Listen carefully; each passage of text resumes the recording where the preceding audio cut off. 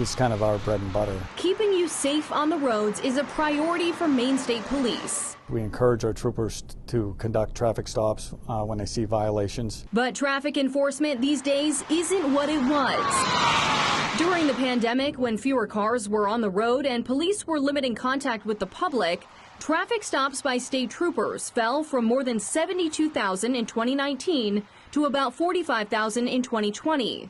That number has ticked up since, but was still down 26% last year. We experienced kind of a perfect storm. Major Tyler Stevenson points to staffing above all else.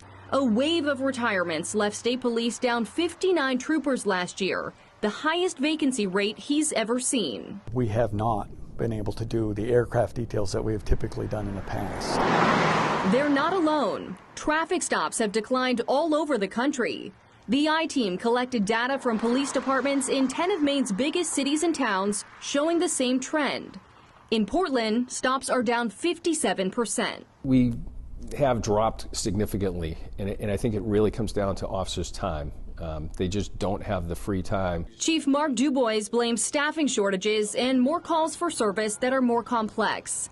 He agrees with some officers across the country who say police also pulled back after the 2020 death of George Floyd sparked protests and calls for reform. Officers naturally are going to probably be apprehensive to do that if they're going to get accused of something.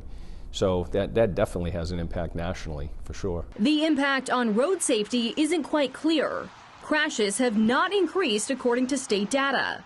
But 2022 was the deadliest year on Maine roads since 2007, with 182 fatalities. And this year is on pace to be even worse. As of Friday, there have been 156 deaths compared to 152 at the same point in 2022. Over the years, we've seen that the speeds and the reckless and aggressive driving behaviors and impaired driving as well has just kept creeping up and creeping up and creeping up despite the ending of the pandemic. Lauren Stewart with the Maine Bureau of Highway Safety says traffic enforcement is just one tool in the box. A 2021 study concluded enforcement doesn't prevent deaths.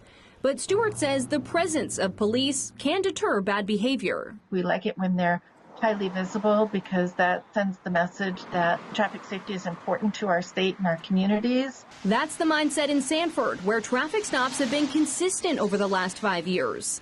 Police there credit a full-time traffic enforcement position. How big of a key is it that you have that designated position? I think it's vital to being able to do it. The city stepped up and